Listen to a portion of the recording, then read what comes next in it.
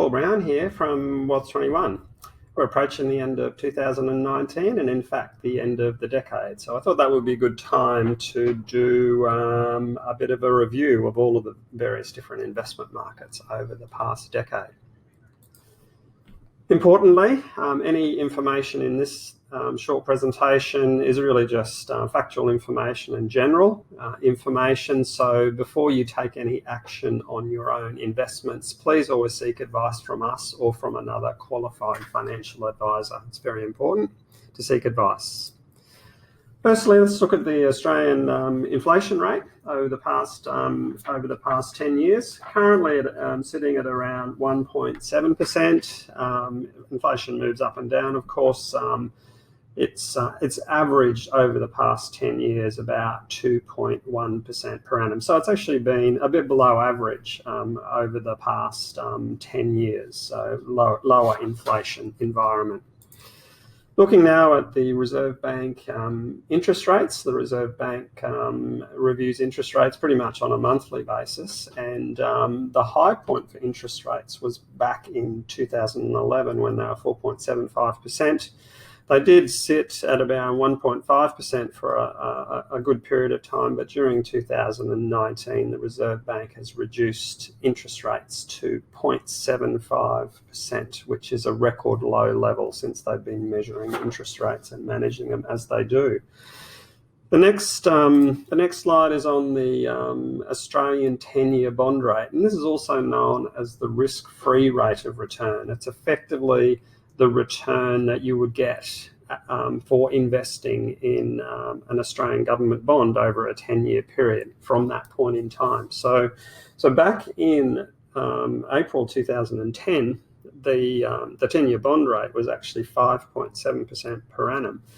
But 10 years on, the 10-year bond rate is now around 1.3% per annum. So the risk-free rate of return has fallen significantly over the past decade.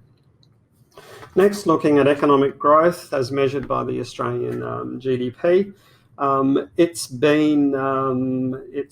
now at a level of 1.7%. It's been positive for the whole decade, which is good. So no recessions in the last decade. But it is at a fairly low level now at 1.7%. It's been as high as 4.75% in 2012. Turning now to the Australian share market, as we speak, trading at around 6,800 points. It's been a positive trend over the 10-year period. Of course, it is the Australian share market, so at periods of time, over short periods of time, it does fall in value significantly, as it did in the fourth quarter of 2018 and also back here in 2015. But the trend over the past 10 years has been strong. Looking next at Australian listed property securities. So these are securities that are in shopping centres, commercial and office buildings.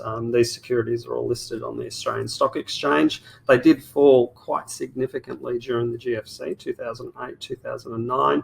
The last decade has been good for listed property securities. The index, this is a price index going from a low of around about 700 to 750 up to around 1,650, and as well as growth in the prices over that period of time. There's also been income paid on a regular basis. Looking now at the exchange rate, so this is the Australian dollar versus the US dollar over 10 years. It was as high as $1.10 back in 2011, but it's now trading at around 69 cents. Not great news if you're travelling, because it's more expensive for Australians to travel in overseas. But if you're investing in Australian shares, the reducing dollar against the US has helped returns in international shares, which we look at next. And this is an index of the global share market aggregated, so all the major markets included, and that has been a strong trend upwards over the past decade. Of course, there are periods where it pulls back, as you would expect for any share market index. So there we have it. That's the last 10 years. So in January 2000, Wealth 21 set up its office in Buderim. So it's 20 years next month that Wealth 21's been operating out of our Buderim office. And some of you have been on that journey for the whole time, and some have joined during that period. So we really appreciate your support.